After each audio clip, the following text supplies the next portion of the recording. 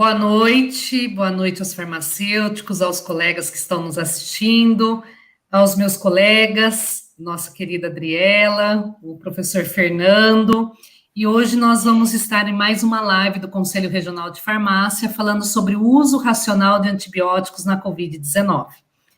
Hoje estará conosco, então, a nossa Adriela, de Paula Ferreira Luz, farmacêutica bioquímica, formada pela Universidade de São Judas, Tadeu, mestre em infectologia pela Unifesp e professora de pós-graduação.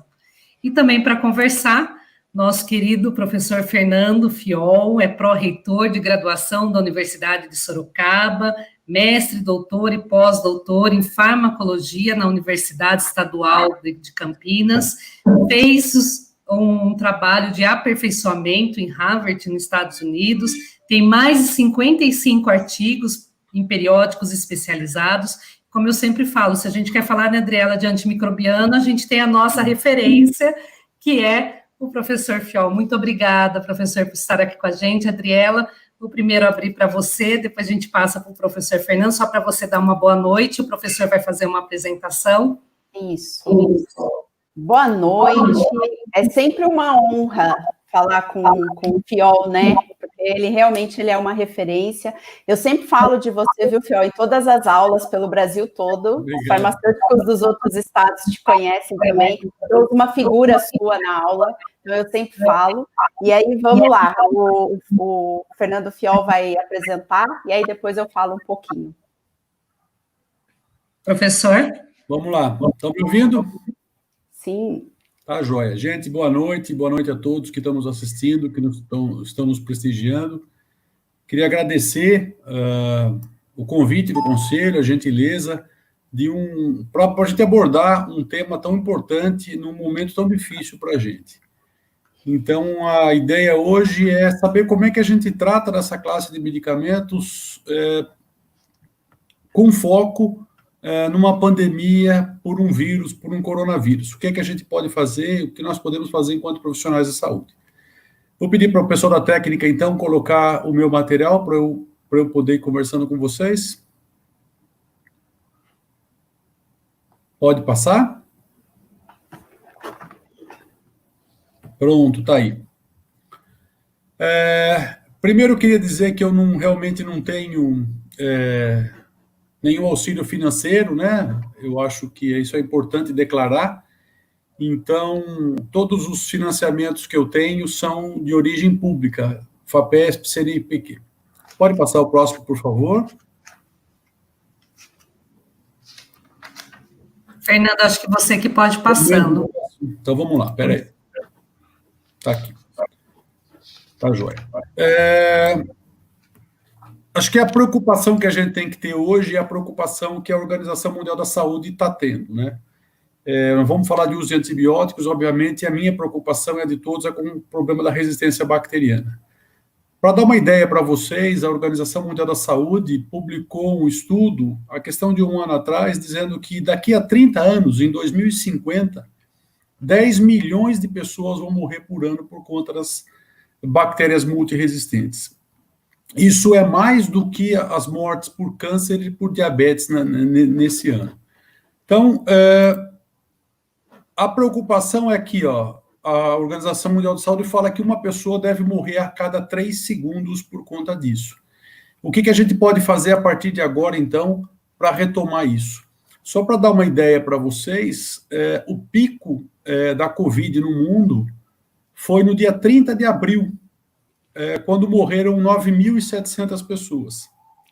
Se essa previsão da Organização Mundial da Saúde se confirmar, nós estamos falando que em 2050 morrerão 28.512 pessoas por dia vítimas de bactérias multiresistentes. Isso é 3 vezes mais do que está acontecendo hoje.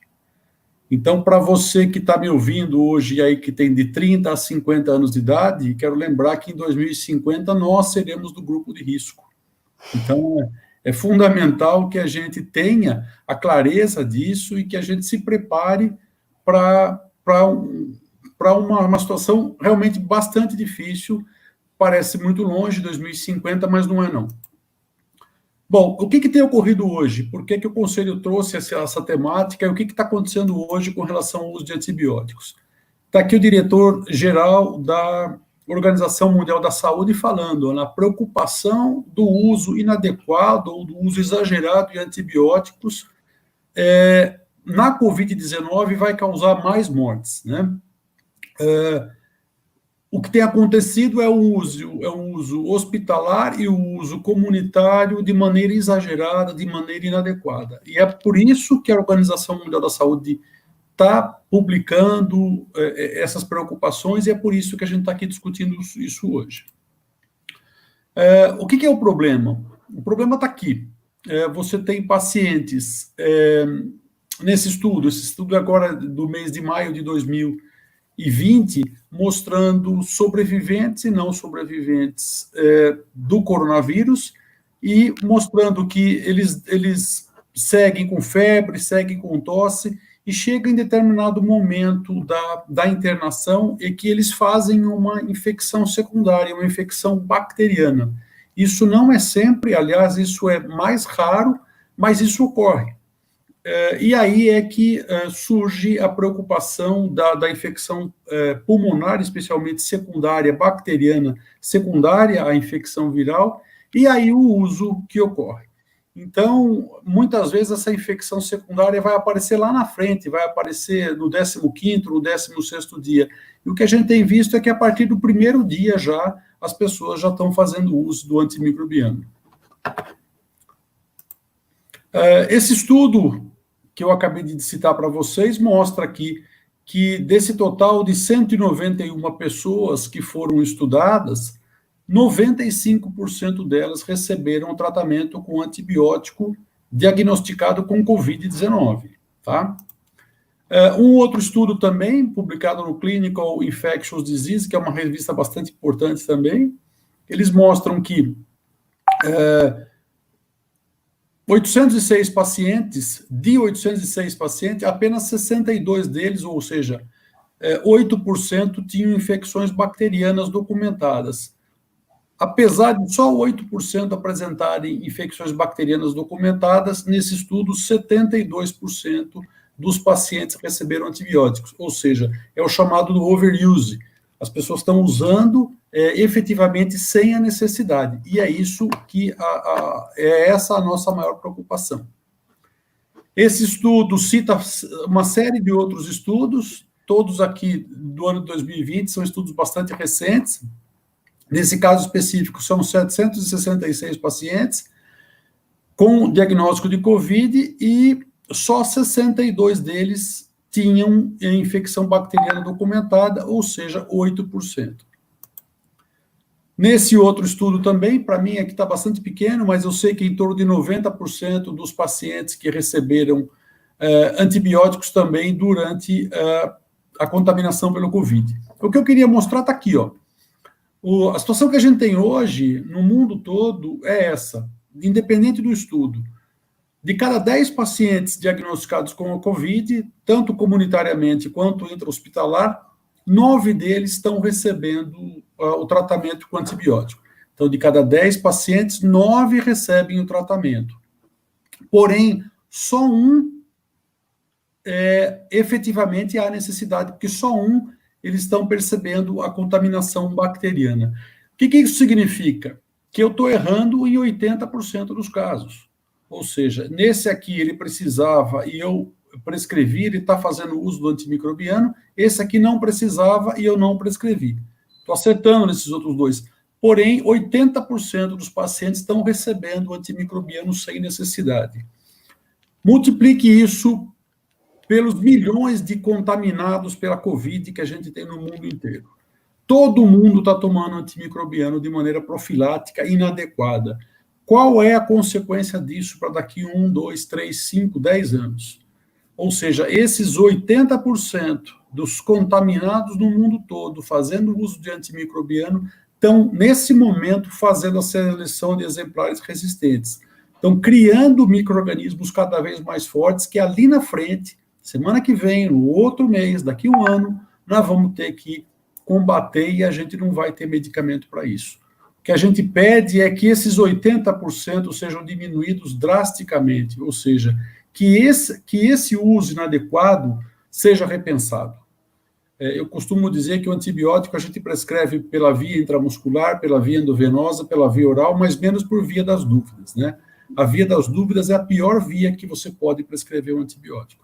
Então, tenha clareza de quando você vai prescrever e prescreva da maneira adequada. Eu fiz mais ou menos um fluxograma para dar ideia para quem está nos vendo, né? As perguntas que você deve se fazer antes de prescrever um antibiótico. Ou seja, será que eu preciso utilizar um antibiótico? Primeira pergunta que eu tenho que responder é: existe uma infecção? Será que aquela febre não é de uma origem inflamatória? Será que há sinais clínicos desse paciente que dizem que ele tem uma infecção bacteriana? Se não, eu já descarto. Se sim, é a segunda pergunta que eu me faço. Essa infecção é bacteriana? A grande maioria das infecções respiratórias tem origem viral, especialmente as sinusites. E, classicamente, é o prescrito antibiótico nesse caso. Então, é a segunda pergunta que eu deveria fazer, né? As faringoamidalites também são infecções que você, de alguma maneira, consegue ver sem a necessidade de exames complementares. Então, nesse caso específico, não é bacteriana, não usar um antibiótico, não utilizar como agente preventivo ou por via das dúvidas. Bom, ela é bacteriana sim. Vem a outra pergunta: o paciente precisa? Será que eu não consigo tratar essa faringoamidalite com um antisséptico tópico? Será que eu não consigo usar um spray oral na faringe desse paciente, fazendo um tratamento tópico ao invés de um antibiótico sistêmico? Será que eu não consigo tratar uma criança com uma otite virgem de tratamento, que nunca tomou antibiótico? Será que eu não consigo controlar essa otite sem prescrever o antibiótico? Não consigo. O paciente precisa tomar um antibiótico. Então, aí vamos entender.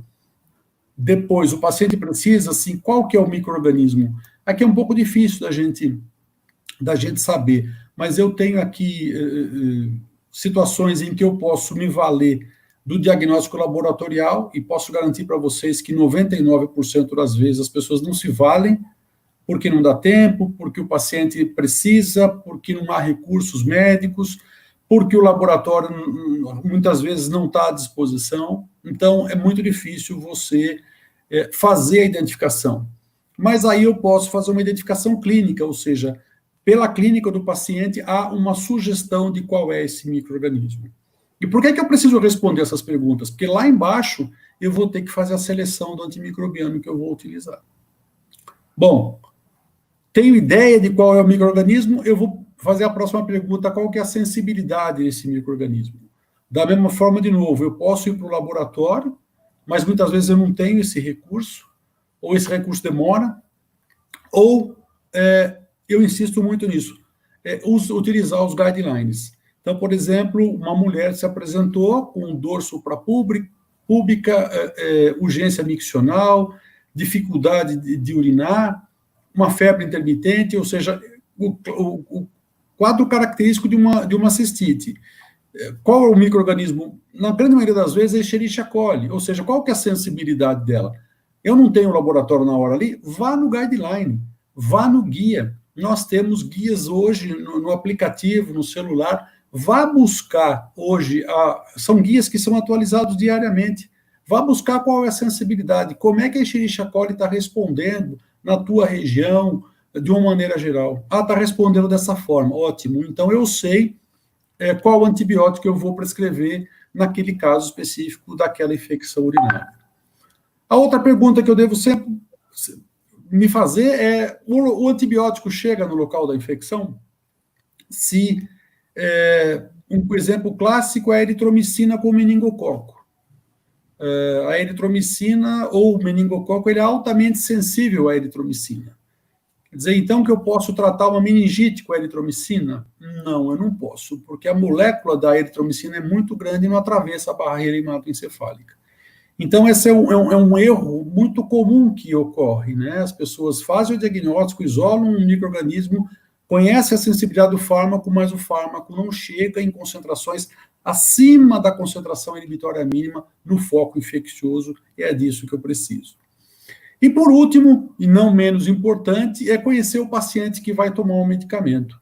Qual é a idade dele? Ele suporta uma dose um pouco maior? Ele precisa de uma dose um pouco menor? Ele tem alguma comorbidade importante? Ele tem uma insuficiência renal, uma hepática que limite a prescrição de determinados antibióticos? Então, realmente não é muito simples, né? Eu costumo dizer que é mais difícil não prescrever do que prescrever, né? É mais difícil não usar do que usar um antimicrobiano, né? Você, de alguma maneira, respondendo a todas essas perguntas, a gente vai errar pouco, né? A gente ainda vai errar. Agora, você não respondendo em nenhuma delas, ou simplesmente usando um corta e cola, infecção de orofaringe eu uso isso, a respiratória eu uso isso, a perspectiva de erro e de uso inadequado é muito maior. Então, você, quando for fazer a dispensação de um antimicrobiano, faça-se essas perguntas para fazer uma orientação adequada, para que a gente não corra o risco de daqui a 20 ou 30 anos, ou quem sabe menos ainda, né, termos uma situação bacteriana semelhante a essa que a gente está tendo viral hoje em dia. No caso da Covid-19, especificamente, a grande preocupação é a pneumonia comunitária bacteriana secundária à infecção do Covid, né? Nesse caso específico, o padrão ouro para você prescrever ou para você dispensar o antimicrobiano aí é o diagnóstico da pneumonia bacteriana, e aí a tomografia, a imagem, o exame de imagem mais adequado é a tomografia. Existem padrões específicos radiológicos que determinam o tipo da infecção, se pelo Covid ou se uma bacteriana, né? E nesse caso específico, aí sim, lança a mão do antibiótico. No caso de você não ter sinais clínicos, de você não ter imagens sugestivas de infecção bacteriana, a recomendação é não utilizar. A recomendação é não fazer a utilização para prevenir ou por via das dúvidas, tá? Lembrando, 90% está recebendo antimicrobiano e só 10% está confirmando a infecção bacteriana. Fernando, só aproveitando aí, deixa até para a gente ir trocando uma ideia, a gente viu vários protocolos do Ministério da Saúde, tenho certeza que você vai comentar, e esses protocolos, eles colocavam a cloroquina, a hidroxicloroquina, né, tivemos 2 momentos, um protocolo para casos de Covid-19 graves, e aí determinava o uso desses medicamentos associado a um antibiótico, então ele não dava nem alternativa de escolha, ele dava a escolha do antibiótico, mas ele falava para associar. E eu fiz um levantamento hoje, nós estamos aí com mais de 423 protocolos no CONEP, no Brasil, de pesquisa clínicas para Covid-19. Desses 423, 90 são ensaios clínicos, e a maioria tem associado já um antibiótico. Então, tudo isso que você colocou da necessidade de, pelo menos, você verificar a presença da infecção, já não existe. Ele já coloca como uma determinação antes de utilizar em conjunto. Então, é muito estranho isso, né? A gente está vivendo um momento muito difícil. Eu conversava com a Adriela outro dia, sai um paper agora, depois sai outro, depois o paper sai, eles retiram o paper que eles publicaram. Isso nós estamos falando de revistas de alto impacto, revistas de referência para o mundo todo. O tal do minha experiência é a pior, né, das referências, porque a minha experiência é isso, a minha experiência é aquilo. Eu acho que a gente pode até daqui a pouquinho falar sobre a cloroquina, a hidroxicloroquina, mas nesse caso específico aqui de tratamento de infecção bacteriana secundária à infecção pelo Covid, o protocolo hoje, segundo o Sanford, que é um guia que é utilizado no mundo todo, ele foge um pouquinho daquilo que as pessoas estão usando por aí, né? Na verdade, o que você tem hoje de hidroxicloroquina, azitromicina e zinco seria para tratar o Covid, para tratar a infecção pelo Covid. Quero deixar isso claro, o que eu estou apresentando aqui é para a gente tratar uma infecção bacteriana pulmonar secundária à infecção pelo Covid, documentada e tal, né? Então, hoje o protocolo fala de amoxicilina com clavulanato mais claritromicina, Se não for possível, uma tetraciclina, doxiciclina 200 e depois 100 por dia, e em casos mais severos, uma quinolona, chamada quinolona respiratória, levofloxacino 750, uma vez por dia. E isso repetindo para casos de pneumonia bacteriana secundária.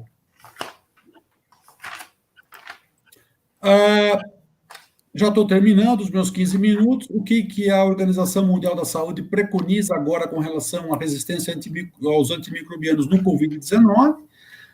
São pontos que a gente já falou muitas vezes, as pessoas devem estar sabendo, mas não custa repetir, né? A automedicação sempre deve ser evitada. Isso que eu insisti muito, está aqui, ó, o diagnóstico correto é a chave, ou seja, tudo parte do diagnóstico, e eu acho, inclusive, a escolha do fármaco, a dose e o tempo faz parte desse arcabouço que envolve o diagnóstico também, que não adianta eu fazer o diagnóstico adequado e prescrever o medicamento inadequado, né? Mostrando aqui que esses antibióticos não previnem infecções, isso é importantíssimo, né? Não há como o antibiótico, nesse caso específico que eu estou dizendo, acabar com uma infecção pelo Covid. Daqui a pouquinho a gente pode falar de hidroxicloroquina, macrolídeos, no caso azitro e zinco, mas nesse caso específico não há uma prevenção para isso, né? E, obviamente, você prevenir do aspecto de você evitar o problema, ou seja, você não adquirir a infecção pelo Covid, as medidas de higiene que a gente está cansado de ver aí, mas não custa repetir. Então, para encerrar, eu digo aí, ó, que mais importante do que saber quando e como usar o antibiótico é saber como e quando não utilizar, tá? Ele é uma ferramenta importante, a gente tem usado isso há uns 70 anos, mas ele está perdendo a sua eficácia. Então, é fundamental que a gente guarde essa única ferramenta que a gente tem. A gente tem terapias alternativas que nós estamos pesquisando cada vez mais, terapias com bacteriófagos. Temos um grupo na universidade que estuda isso, mas, por enquanto, isso ainda não está ao nosso alcance. Então, a gente precisa guardar essas únicas armas que a gente tem para evitar um mal maior aí na frente. Tá bom? Eu encerro por aqui e fico à disposição de todos. Acho que agora a Adriela vai fazer os comentários dela.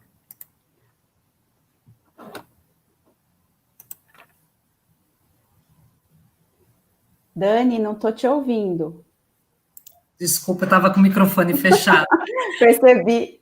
Normal. Então, antes de você começar, eu gostaria de registrar a presença do Dr. Marcelo, nosso vice-presidente. Obrigada, Dr. Marcelo. O Dr. Marcelo também tem estudado bastante nessa área, tenho certeza que veio para contribuir com a gente.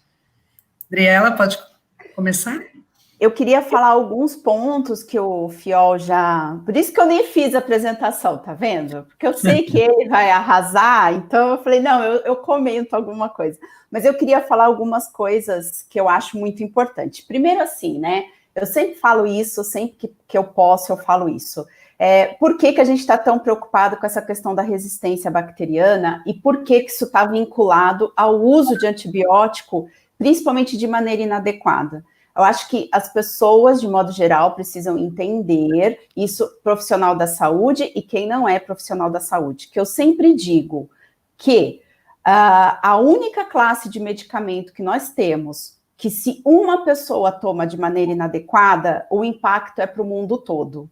Então, é isso que acontece com o antibiótico. Cada vez que uma pessoa faz o uso de maneira inadequada, é uma cadeia que gera de resistência, a gente acaba criando bactérias resistentes, e isso vai ter um impacto para o mundo todo. A gente precisa lembrar que, assim, antibiótico é usado há muito tempo, como o Dr. Fernando Fiol falou, ele foi, a penicilina foi descoberta em 1928, a gente começou a usar em escala industrial em 1940. Então, já tem muito tempo que nós estamos utilizando.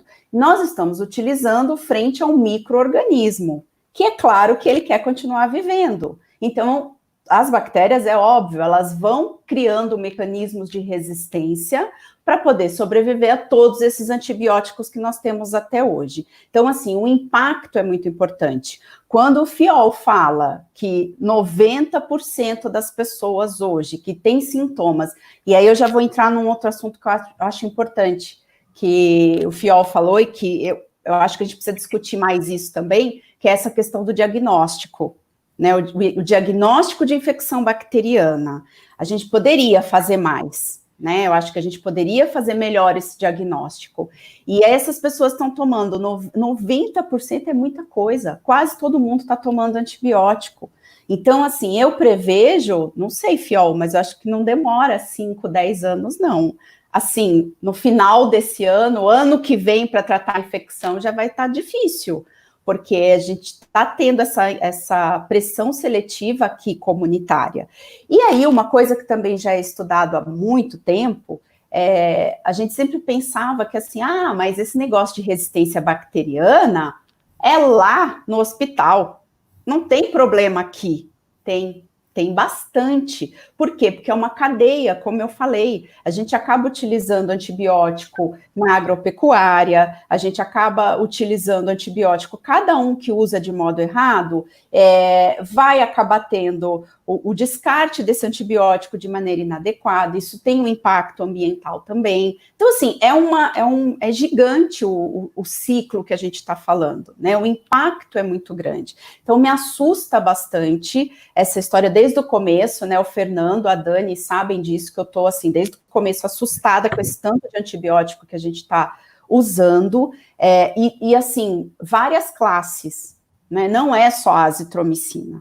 E aí, é claro que a gente precisa entender que, ok, dentro do hospital, um paciente que está hospitalizado, ele tem um grande risco de ter uma infecção relacionada à assistência à saúde, principalmente se esse paciente for entubado, como acontece com os pacientes que complicam. Então, ele pode sim ter uma infecção bacteriana secundária e, ok, ele vai usar mesmo antibiótico. Mas aqui fora do hospital, é que realmente é muito preocupante, né? Essa parte do diagnóstico, né? Por que a gente não faz diagnóstico de infecção bacteriana? Porque demora. É verdade, nós ainda temos uma limitação. Ainda tem essa questão da microbiologia ainda ser, na maioria, aquela microbiologia, aquela de semeia, incuba, espera 24 horas, aí vai fazer a identificação, aí vai fazer o antibiograma.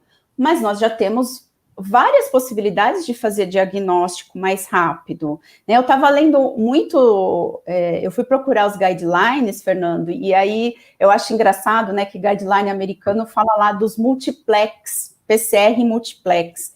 Quem faz PCR multiplex aqui? É super raro. E assim, a PCR, né, assim, já não é uma coisa assim tão absurda. Daria para fazer melhor, né? A gente poderia fazer respiratório, como você falou, a maioria é viral. E PCR para vírus não tem, né, assim, a gente já consegue fazer. Então, acho que o diagnóstico é muito importante, a gente precisa trabalhar melhor com isso. E uma coisa que eu sempre falo, né, que os alunos perguntam muito para mim, mas, professora, vai demorar 48 horas, 3 dias para ter? Ok, mas eu preciso saber qual é o micro-organismo e eu preciso saber o perfil de sensibilidade, porque eu preciso saber se eu estou fazendo certo, se eu vou continuar, né? Tudo isso é importante. Então, eu acho que essa questão do diagnóstico aqui é muito complicado. E eu vejo, assim, que comunitário, eu estou acompanhando, tem uma aluna minha de Aracaju, que ela está com sintomas de Covid, ela já fez ela já colheu o material, mas o exame está demorando, claro, porque ninguém está conseguindo fazer tão rápido, né? Por capacidade mesmo de pessoal, né? Para poder fazer esses exames. E ela mandou para mim a prescrição dela. E ela perguntou, professora, eu tomo?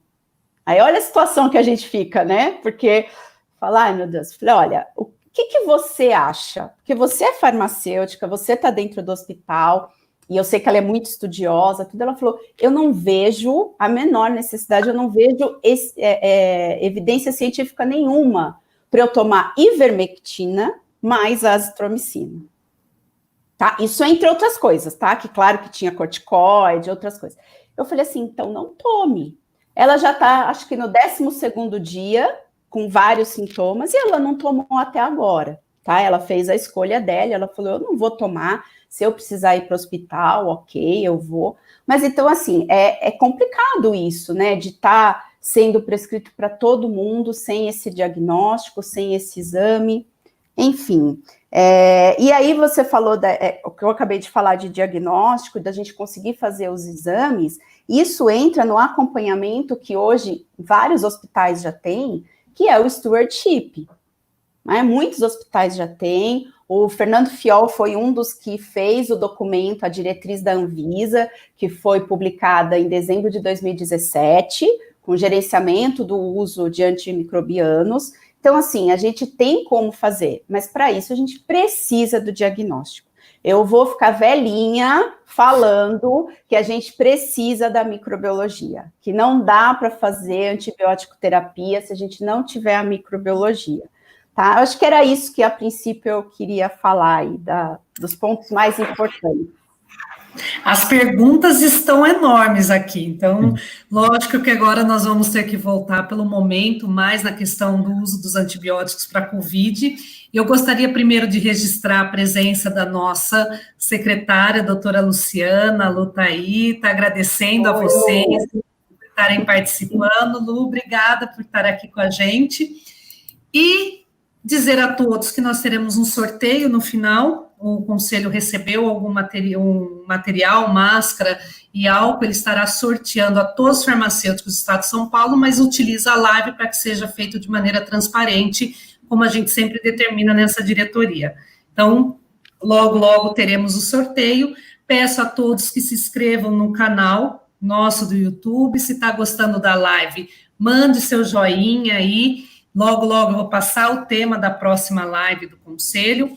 E para a gente contextualizar, que vai vir as perguntas aqui sobre Covid, Fernando, mas pedir o seu aplicativo, se você pode indicar o aplicativo que você citou na apresentação, que eu acho que é de extrema importância para todos que atuam, e não só aquele que prescreve, mas o farmacêutico que dispensa, para ter autonomia no momento que avalie, para que ele possa ter argumentos até para conversar se aquilo é válido ou não, aquela dispensação.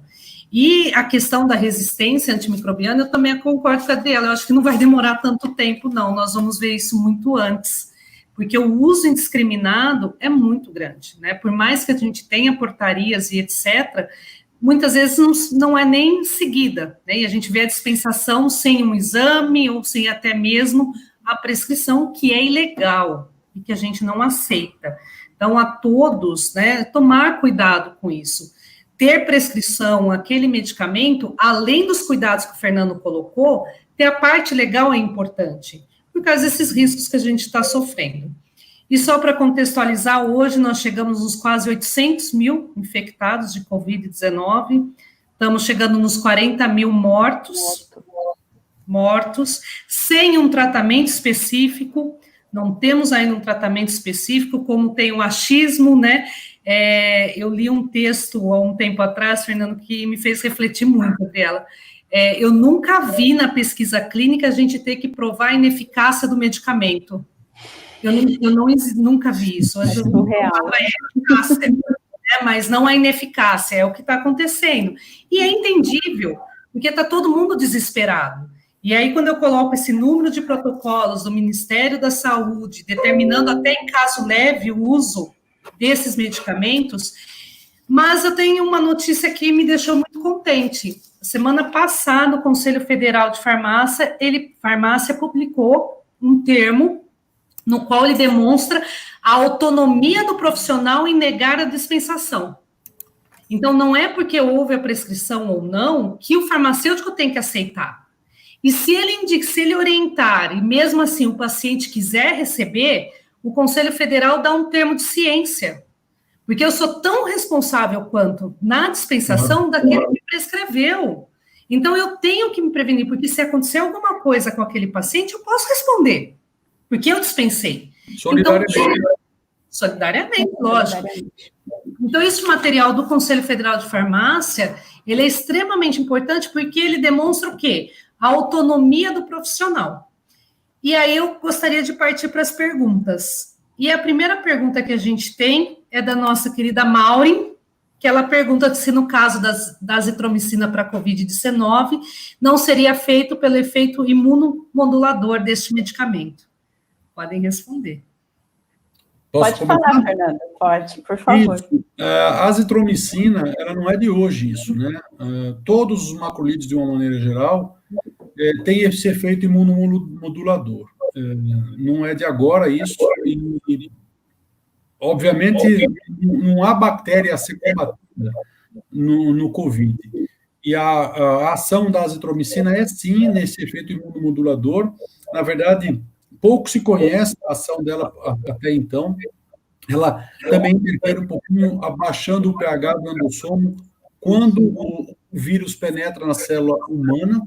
Então, há uma série de ações ainda da azitromicina que precisam ser explicadas, mas não há nenhuma relação com a ação antibacteriana dela, né?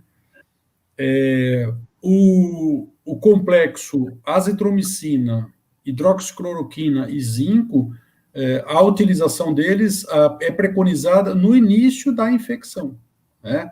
Quando começa a replicação viral. Então, não há relação da atividade antibacteriana da azitromicina com sua ação no Covid-19. Adriela, quer contribuir? É isso, né? E até agora, assim, pegando esse gancho, né, de tudo que a gente está acompanhando bastante os trabalhos, né? E foi visto, a princípio, né, Fernando, isso que você está relatando, a princípio foi tudo in vitro, né? Que foram os primeiros trabalhos. Então, assim, a gente tem um longo caminho para conhecer de fato tudo isso. E isso junto com a hidroxicloroquina, como o Dr. Fernando Fiol acabou de explicar.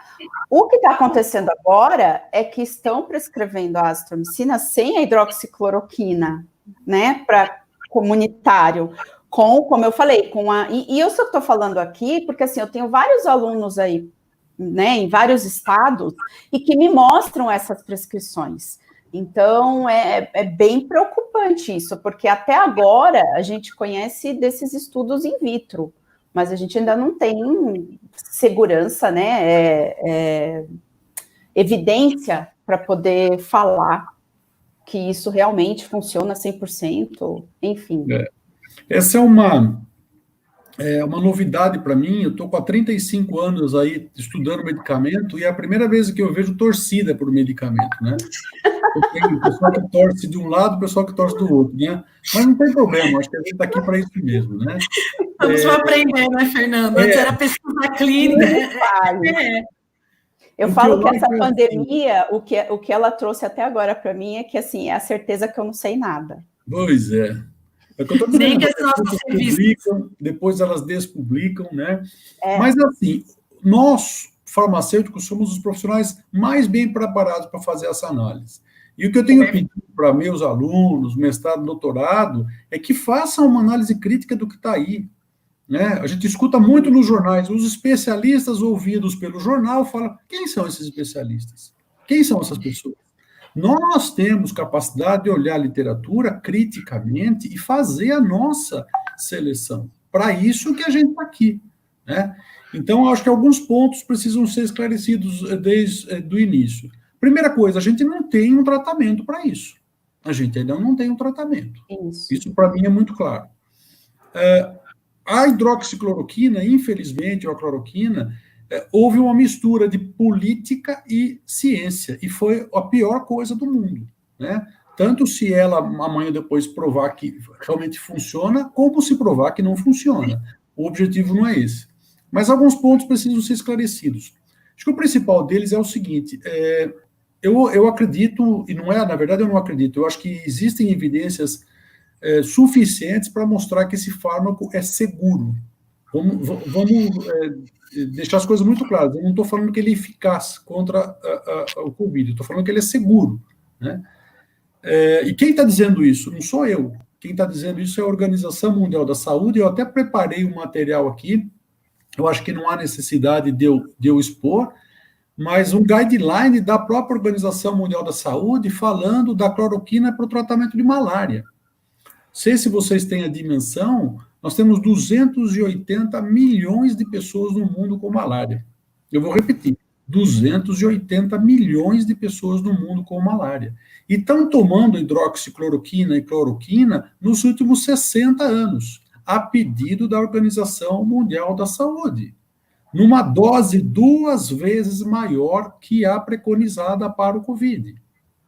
Então, durante a gestação, inclusive, o CDC de Atlanta, da mesma forma, o guideline de tratamento de malária deles é cloroquina ou hidroxicloroquina. O Ministério da Saúde, o guia do Brasil para tratamento de malária é cloroquina numa dose de 600 miligramas por dia, 50% maior do que a dose preconizada. Então, há uma estimativa de que 1 bilhão, eu vou repetir de novo, 1 bilhão de doses de cloroquina já tenham sido utilizados no mundo. Então, poucos fármacos foram mais testados clinicamente, com maior experiência clínica do que a própria cloroquina. Então, eu acho que nesse momento, você dizer que a gente não deve utilizar um medicamento porque ele não é seguro, não é justo. Não é justo com a própria história da Organização Mundial da Saúde, do Ministério da Saúde do Brasil, com o CDC de Atlanta, que nos últimos 60 anos estão dizendo, pode usar, é seguro, pode usar. De um dia para o outro, já não se pode mais utilizar. Existem diferenças entre as condições, existem diferenças entre as condições. Mas nós estamos falando numa doença que tem uma letalidade aí de 0,01% da malária contra uma doença que tem uma letalidade de 6%. Quer dizer, naquela que a letalidade é 0,1%, eu posso utilizar, naquela que é 6%, eu não posso utilizar. Então, assim, precisamos deixar isso muito claro, né, que é um fármaco que tem uma segurança. Qual fármaco não tem efeito adverso? Qual fármaco não tem? Né?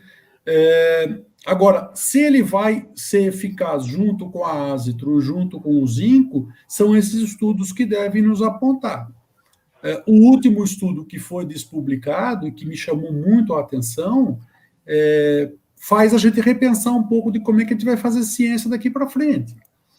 Porque publicou-se um estudo, um único estudo, a Organização Mundial da Saúde, com base só nesse estudo, disse, suspendam os testes todos, e eles foram suspensos.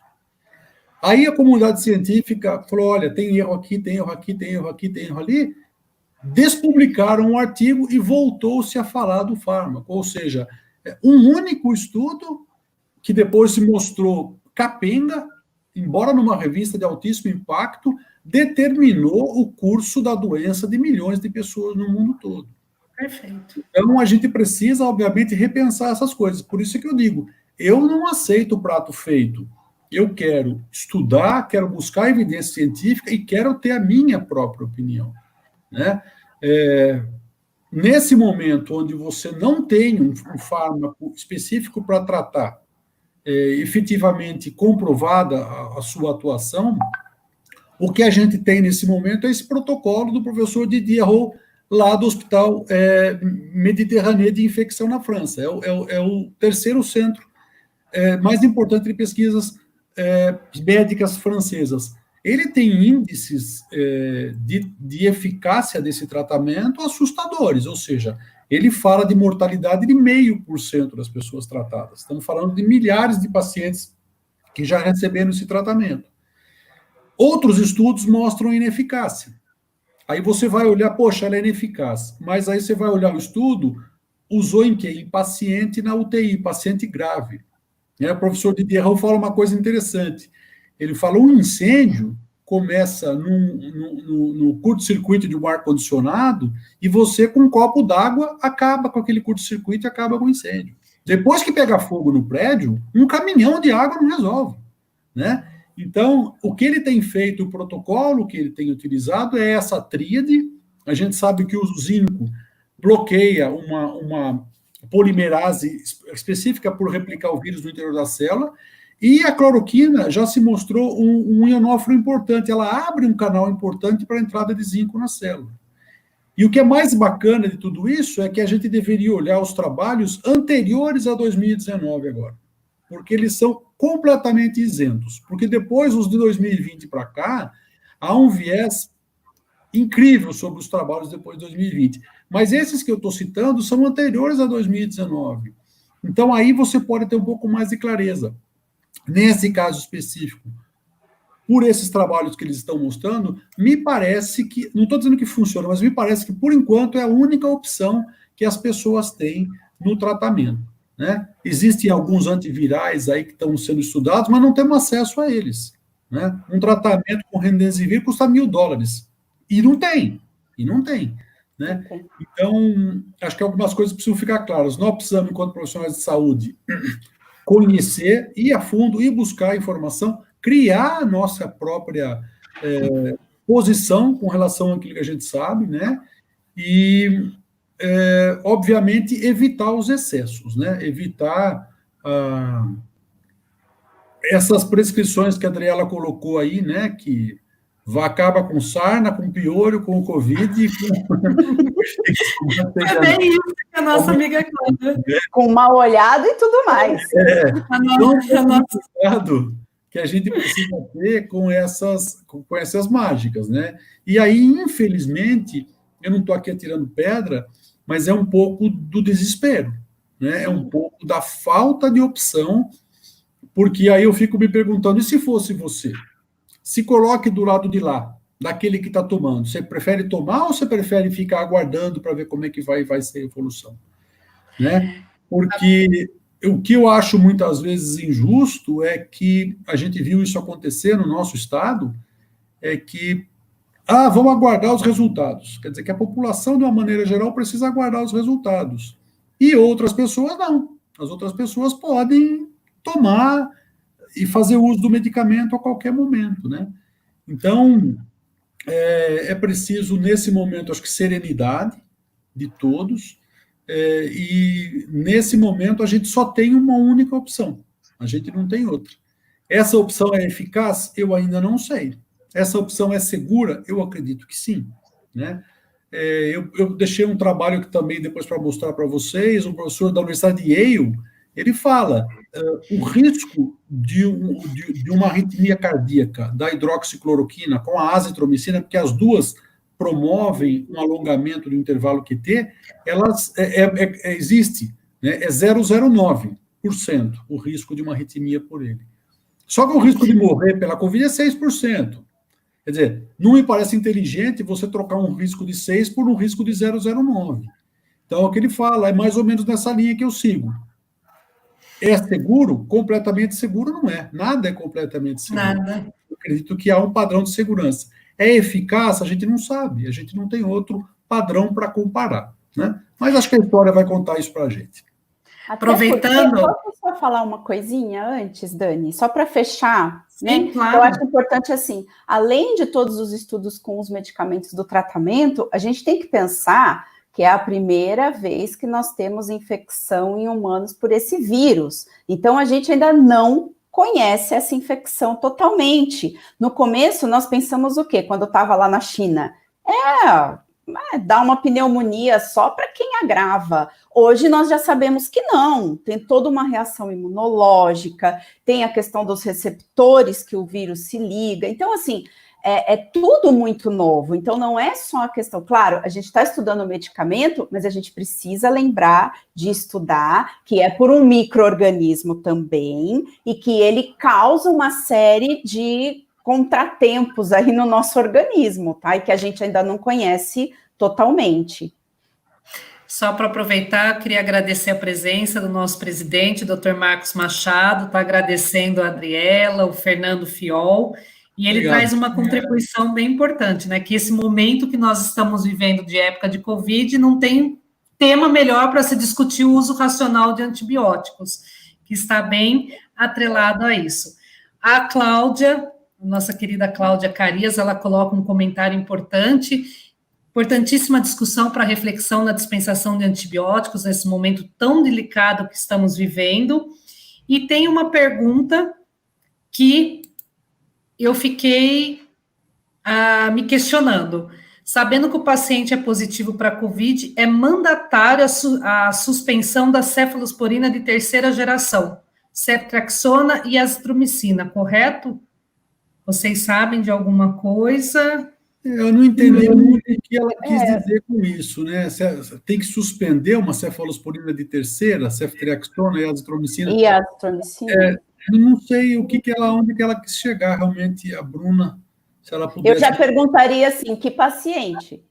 Paciente comunitário, paciente internado, né? Já perguntaria isso também. Eu já vi protocolo de todos os medicamentos, eu não vi ainda da ceftriaxona com azitromicina neste caso.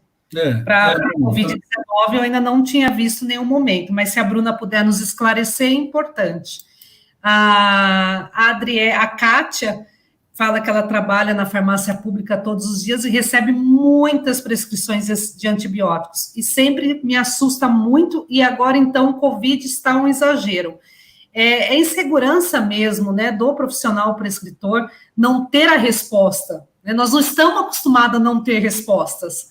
E eu acho que isso, enquanto profissional da saúde, que você tem um diagnóstico, você sabe, eu não tenho o que fazer, para nós também é uma sensação muito ruim de incapacidade.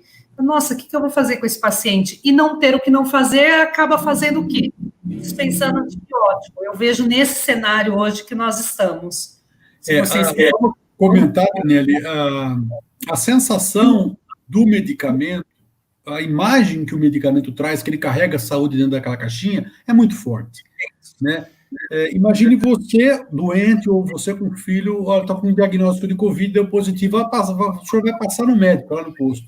Olha, infelizmente, nós não temos os casos, comprovada a eficácia ainda, o senhor vá para casa e se cuide e reze um pouco lá. Difícil, né? Difícil. Então, e você como se sentiria, né? Então, a prescrição nesses casos exagerada, aquilo que eu falei, me parece muito mais um desespero, né, uma falta de opção, inclusive para garantir alguma segurança para o paciente que ele está, de alguma forma, sendo tratado. Mas isso eu fico pensando, né? Eu entendo essa questão. Aliás, isso é uma coisa que a gente já tinha comentado até lá no começo, né, Dani? Dessa questão de quem está lá na ponta, né, tratando esse paciente. Mas eu fico pensando só numa coisa também, né? No que teremos que enfrentar daqui a pouco. Que aí vai voltar aquela história de que gripe a gente vai poder tratar com antibiótico. Né? Então, a gente vai ter que voltar lá atrás nesse trabalho de conscientizar, de falar que não é bem assim. Então, isso também é bem preocupante aí. Só para não perder o fio da meada, a Dani me perguntou no começo do guideline, chama Sanford. Sanford Guide. Eu vou tentar mostrar aqui na tela. Você tem aí? Eu tenho no celular, mas eu não sei se vai dar para ver, que ele mudou. Deixa eu ver, peraí. Não dá, né? Não. Coloca o nome no chat, Andrei. Acho que é importante as pessoas... E só para a gente comentar a presença até de amigos de fora do estado de São Paulo, nosso amigo de Minas Gerais, agradecendo, da Bahia. As lives do CRF São Paulo tá passando fronteiras. Isso a Cleia também, que é uma farmacêutica de Minas, foi minha aluna. Ela também já foi do conselho lá de Minas, eu vi que ela deu um oi aí. Também. Curtam o nosso canal, gostaram da live, dá um joinha, logo nós temos outro. A Luana, ela fala que o uso de vancomicina e perampenem como protocolo são apenas para prevenção ou também possuem efeito imunomodulador? No caso da vanco e do meropenem, não há nenhuma atividade imunomodulatória desses fármacos, né? Nesse caso específico aí, provavelmente, o paciente já está desenvolvendo uma pneumonia bacteriana, e por isso essa prescrição. Mas com ação no COVID, nenhuma recomendação, nenhuma evidência de ação, tanto da vanco quanto do meropenem, na doença viral. Dri, quer completar alguma coisa? Não, e aí é hospitalar, né? Vanco e mero é quando a gente faz uso empírico mesmo de infecção grave dentro do hospital, e aí sim a importância de você ter a cultura, o antibiograma depois, né? Para você poder até tirar, né? Porque você não precisa ficar com as duas drogas ali o tempo todo.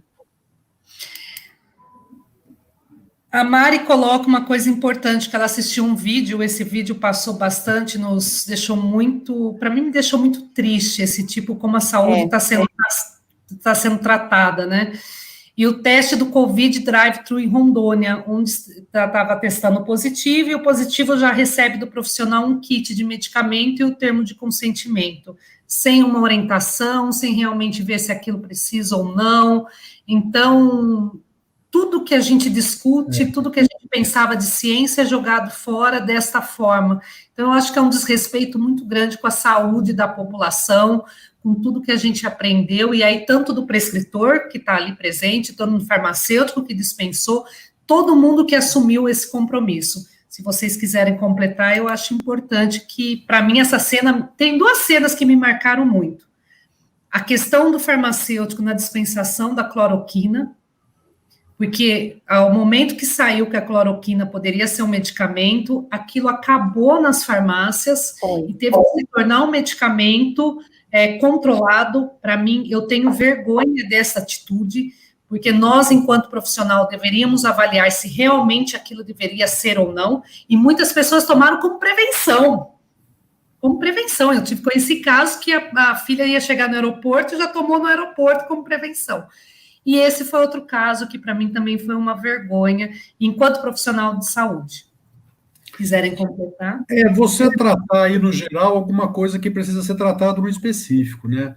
Não dá para você fazer um kit desse, é o que eu falei lá naquele fluxograma que eu propus, né? Cada paciente é um paciente, né? A gente está imaginando aí que parece como fluoretação de água, né? Para evitar cárie. Então, vamos colocar a cloroquina na caixa d'água da distribuição da cidade e todo mundo toma, né? O objetivo não é esse. Então, eu acho que aí já não é mais o desespero, mas é o desrespeito, né? O próprio desrespeito com a população. E muitas vezes, lamentavelmente, a gente vê gestor público jogando para a plateia, né? Joga para a plateia aí para ganhar, e a gente sabe que isso não tem nenhum sentido de racionalidade, você fazer uma distribuição nessa forma, como foi feito. Eu cheguei a ver essas imagens também, era um kitzinho já, né? E acho que vai contra tudo que a gente preconiza, contra tudo que se preconiza, não só o profissional farmacêutico, mas o profissional médico também, né? Não dá para você prescrever dessa forma, né? Para você dispensar medicamento dessa maneira, né? Como se fosse um drive-thru mesmo. E, na verdade, é assim que ele foi chamado, né? Era o drive-thru da cloroquina.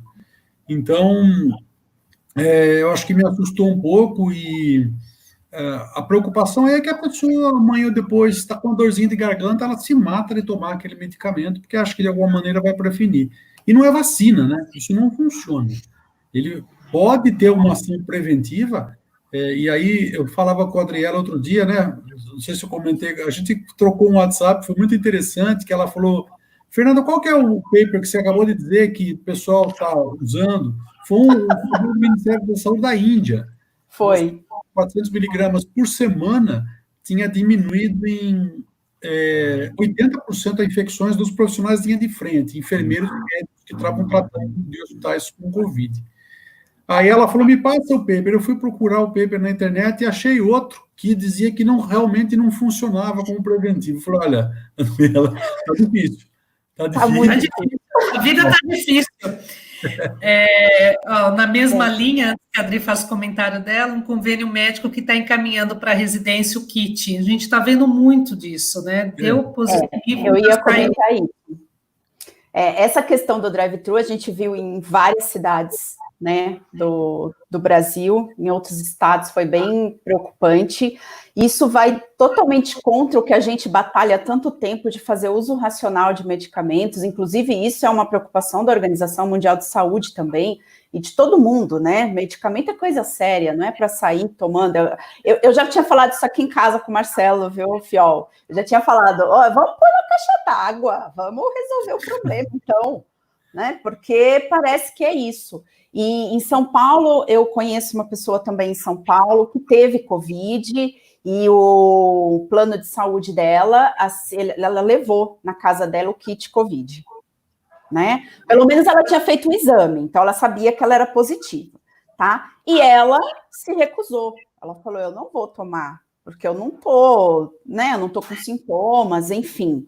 E isso está acontecendo bastante. Ainda nesse plano de saúde, você tem um acompanhamento, né? Você ainda tem, você teve o teste, você fez o diagnóstico, e eles ficam ligando, eles mandam mensagem, eles ligam para saber como está a pessoa, se vai precisar internar, se não vai. Então, ainda que tenha um acompanhamento, mas esses drive-thrus, só Jesus, viu? Não dá. Nossa, viu, Dani? Olha, eu vou te falar, desde o que aconteceu, que nós vimos, né? Acho que todo mundo aqui, né? Nós vimos uma nota fiscal de uma farmácia num estado do Brasil com 19 caixas de hidroxicloroquina, né? Então, assim, isso foi vendido, porque isso para mim não foi dispensado em momento algum. E desde então, Dani, eu também vivo falando isso para os alunos, né? Quando eu dou aula online agora, eu sempre falo, cadê a gente? Cadê o farmacêutico nessa hora? Porque não é possível você dispensar, vender, né? Porque isso não foi dispensação. 19 caixas para um paciente. Então, assim, isso é muito complicado. Eu acho que a gente precisa também mostrar, como o Fiol falou, nós temos essa competência, sabe? De analisar uma prescrição, de fazer uma anamnese, de conversar com o paciente, para poder ver, de fato, se precisa, né? Se vai precisar, como que tá, quem vai acompanhar esse paciente. Então, isso eu acho que é importante a gente sempre falar. É isso aí, Adriana. O que eu falei no final da minha apresentação é dizer não. Olha, não precisa. Quem precisa de 19 caixas de hidroxicloroquina? É surreal, né? É para elefante? Ninguém compra. Agora, mas é difícil, porque é assim, se você chega a uma prescrição de 19 caixas de hidroxicloroquina, a rigor, dentro da legalidade, o farmacêutico deveria e poderia dizer não, né? Mas aí há uma série de outras coisas que envolvem tudo isso. Sim, mas está no nosso código de ética, inclusive. Nós podemos falar não. Pois é. Né? Não tem comprovação? Não. E tudo isso está no protocolo do Conselho Federal, no qual tem o termo, eu acho que seria importante, eu vou colocar aqui no chat o endereço depois, o Victor vem bem nessa linha, né? Digamos a verdade, nós profissionais farmacêuticos, pelo menos uma grande maioria, não se deu o devido respeito como profissional da saúde. Então, a gente precisa começar a assumir essa responsabilidade enquanto profissional. Pediram para vocês falarem da ivermectina, tem um monte de perguntas, eu não sei nem como filtrar, nós já estamos no horário para encerrar, mas eu gostaria que... a gente fica aqui 1h30, 2 horas, é muito gostoso, né? É algo, eu tenho aprendido muito com essas lives, eu acho que a gente consegue levar informação, mas se vocês puderem falar rapidamente da ivermectina, eu agradeceria. E tem uma demanda aqui, tá? Já aproveitando, os dois são os nossos responsáveis pelo grupo de antibiótico, e eles pediram mais lives sobre esses assuntos, tá? Então, aqui tem uns comentários, viu? Se vocês puderem falar sobre a ivermectina. Então, a ivermectina, ela tem uma ação antiga já, né? Uma antiparasitária, como antiviral mesmo, e os estudos in vitro, da mesma forma que a cloroquina, os estudos in vitro mostraram a eficácia. Ela foi aí apadrinhada pelo nosso ministro da Ciência e Tecnologia, né? E aí até um pouco de forma, eu acho que até desrespeitosa, porque você lançar uma informação, olha, tal medicamento pode ter ação, todo mundo, sem opção, vai correr atrás disso, né? Porque se eu falar, olha, tal medicamento é bom para queda de cabelo, o cara que tem cabelo não vai correr atrás, mas o careca vai ficar desesperado aí atrás disso. Para quem não está desesperado, quem não está preocupado com essa dor? Então, você falar que o medicamento pode ter alguma ação, e aí ainda os estudos vão começar, eu acho que a ivermectina ainda é muito empírico, é muito cedo para a gente falar sobre alguma eficácia dela. Precisamos aguardar resultados clínicos de maior envergadura para poder efetivamente garantir alguma eficácia terapêutica desse medicamento. Andrei, quer completar?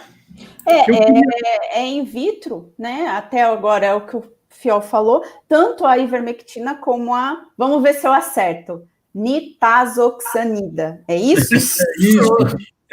A gente chama de Anitta, mais fácil. Eu ia falar, menina, porque eu sempre lembro, né? Eu falo, vamos pro prepara, que é mais fácil, né? Mas é o que a gente tem agora, é estudo in vitro ainda, né? Então, é complicado a gente afirmar alguma coisa, a gente precisa esperar, não adianta, por mais que nós queiramos muito que tenha algum tratamento, hoje nós não temos nenhum. A verdade é essa, né? Nós não temos tratamento nenhum. O nitazoxamida, na verdade, que foi apadrinhada aí você tem razão, pelo ministro. Eu queria que logo entrou em controle especial. Pois é, porque as pessoas dão aquela correria, né? Claro, e aí é complicado. Eu queria só voltar naquela coisa da dispensação, os medicamentos no controle especial SNGPC. Eu participei com o Marcelo Polacol uma vez de um evento nesse sentido, e eu sou radicalmente contra esse tipo de medicamento controlado. Eu tenho a seguinte posição: um médico, quando faz uma cirurgia, ele não preenche um formulário e diz para o Ministério, olha, fiz uma cirurgia. O cirurgião dentista, quando faz uma extração, ele não preenche um formulário e diz para o Ministério, olha, eu fiz uma extração de dente. Por que o profissional farmacêutico, quando dispensa um antibiótico, tem que dizer para o Ministério que dispensou um antibiótico? Para mim é muito claro, olha, não pode, se o senhor for pego dispensando sem a prescrição, sem o devido cuidado, o senhor perde o seu registro, o senhor vai preso, o senhor faz alguma coisa. Agora, é o tipo do evento burocrático que os bons, mais uma vez, estão pagando pelos maus profissionais, porque ele passa o dia preenchendo o formulário, né, e cobre dele a responsabilidade, dê a responsabilidade para ele para poder cobrar. Agora, o senhor vai poder dispensar à luz da prescrição médica, e caso o senhor faça de maneira inadequada, o senhor vai arcar com as consequências. Agora, da mesma forma, a gente sabe que existem profissionais ou empresas que preenchem o SNGPC e burlam da mesma forma, infelizmente. Então, isso não tem resolvido. Vamos dar a responsabilidade para o nosso colega falou aí, vamos dar a responsabilidade para poder cobrar a responsabilidade. Aí, Fernando, eu preciso falar, Dani, senão Fala. Eu infarto. Né? Por isso que o FIOL já pediu faz tempo os dados da Anvisa, né, FIOL, para a gente poder fazer esse levantamento para ver o que aconteceu com essa RDC. E aí já que você está provocando, eu vou provocar também. Eu achei muito engraçada essa história. Vou dar o exemplo da hidroxicloroquina, né? Não, mas não precisa de receita para dispensar. Oi, gente. Como assim? É tarjado. Precisa da prescrição. Então, assim, parece que aqui a gente só colocou na cabeça que, assim, a gente só não dispensa. Isso eu tô falando a todo mundo. Eu já trabalhei na drogaria, eu já fiquei lá no balcão, eu sei como funciona. Mas isso é uma coisa que a gente precisa repensar mesmo. Não é só porque é controlado. O que é tarjado não é para ser dispensado sem prescrição, ponto. É simples assim. Bem o que a Tânia falou, a ética não vem por decreto. Eu acho que essa frase resumiu tudo. A hora que eu li, eu falei assim, olha, eu gostei dessa frase. E assim, eu sei que a gente extrapolou, a Simone já está brigando comigo. Simone, eu sei que você está assistindo, não brigue, mas rapidinho, se vocês puderem, porque a Luana já mandou 2 vezes, eu não dormiria sossegada se não respondesse a Luana sobre ceftriaxona no Covid-19. Tudo bem? A ceftriaxona é um antimicrobiano de terceira geração. Terceira geração. A característica principal tem uma permeabilidade tissular muito grande, ela penetra em todos os tecidos, mas nenhuma atividade antiviral, vamos chamar assim, só antibacteriana. Então, nesse caso específico também, é como todos os outros antimicrobianos que eu falei agora. Se você tem uma infecção documentada por bactéria secundária à infecção do Covid, a ceftriaxona é um antimicrobiano do espectro ótimo, com penetração tecidual grande, com uma segurança também muito grande. Então, ela é utilizada e pode ser utilizada e deve estar sendo utilizada para tratar infecções bacterianas secundárias, mas não preventivas ou profiláticas. Só para lembrar que em ceftriaxona é cefalosporina de terceira geração e a gente vai induzir mais produção de beta-lactamases, né? Então, quanto mais nós utilizarmos, mais beta-lactamases serão produzidas pelas bactérias. Eu acho que o Dr. Marcelo contribuiu aqui com... Comfort Guide, obrigada, Dr. Marcelo. Aí, então, esse é o aplicativo que o Dr. Fernando falou no começo, extremamente útil, né, Fernando, quando a gente trabalha. É o que eu uso. Dose, tempo, Tudo. intolerância, sensibilidade, uma bíbliazinha aí para todo mundo. Isso, e o importante é que ele é em evidência científica, não tem off-label no Sanford, não existe off-label no Sanford. Só para a gente ficar tranquilo, tá? A doutora Simone nos liberou, ela falou que está gostando de permanecer na live, então ela não vai brigar com a gente, que passamos do horário, então estamos liberados, gente. Tudo bem. Mas, e o último comentário, que também a nossa amiga colocou vários momentos, em relação, preciso só achá-lo aqui, mas em relação ao novo medicamento que está sendo testado nos Estados Unidos. Aqui, achei. O resveratrol. Ai, que beleza. Vamos dar uma olhada. Eu não li nada ainda, não sei se vocês leram, mas seria muito bom ter alguma coisa como alternativa aí que pudesse esclarecer algumas coisas para a gente. Vamos para o final, eu vou abrir para o sorteio, eu gostaria que vocês encerrassem, mas antes convidar a todos para curtir nosso canal do YouTube, dar um okzinho aí para essa live. A próxima é com o Dr. Marcelo, ele vai assumir aqui, dia 15/6, com a Priscila e o Fábio. E nada mais, para completar bem, benefícios e risco do uso de vitamina D durante o período de pandemia. Então, vai ser uma excelente live também, com um tema extremamente atual e discutido. Então, a gente já deixa aí o nosso convite. E gostaria de vocês, deixar a palavra para vocês para fazer o encerramento. Mais uma vez, gratidão enorme. É muito bom. Fernando, aprendo cada dia mais com você. Você tem minha total admiração. Você sabe disso. Adriela, minha querida, você é um exemplo. Obrigada mesmo, obrigada. A Adriela é bravinha como eu. Junta nós dois, Fernando. Bom, para encerrar minha participação, queria agradecer a oportunidade de poder falar, dizer que essa live aí, acho que é do dia 15, né? Vai ser fantástica, eu vou acompanhar. Eu não quero me adiantar nem jogar uma água, acabar com a surpresa. Foi publicado recentemente um artigo aí que fez uma correlação muito interessante. Ele pegou os níveis de vitamina D de países europeus e comparou com os índices de letalidade na Covid. O resultado é surpreendente, eu não vou me adiantar para não atrapalhar a live deles, eu deixo para eles falarem, mas para quem está aí, aguarde que tem informação bacana. É isso aí, gente. Parabéns pelo conselho, pela iniciativa, e pedir para todo mundo se cuidar e utilizar bem o medicamento aí.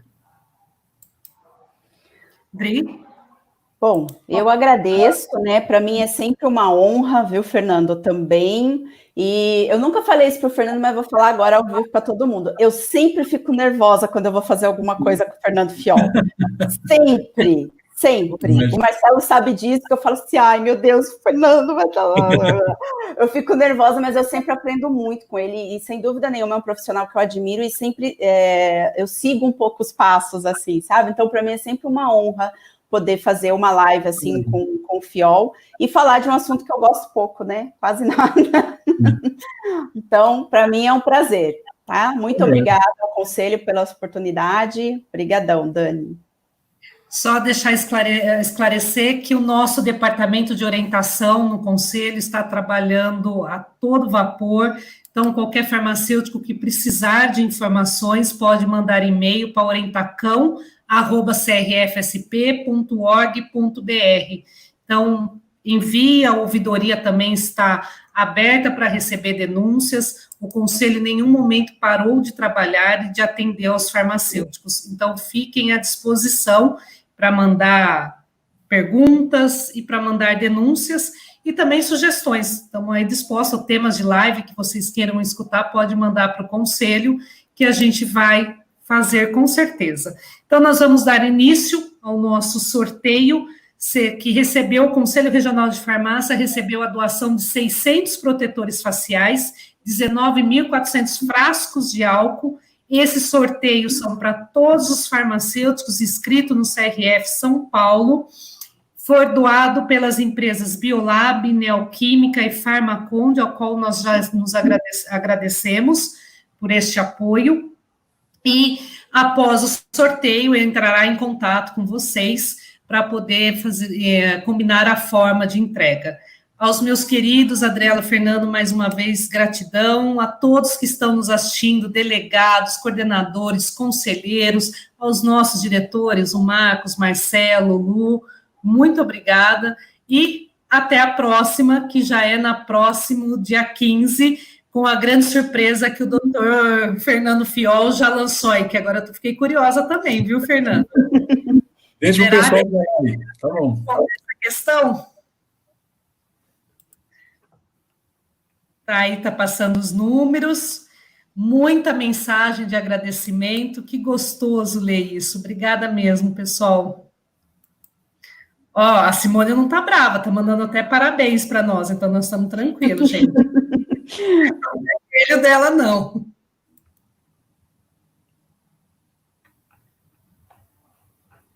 A Ângela, a Luana, o Ramon...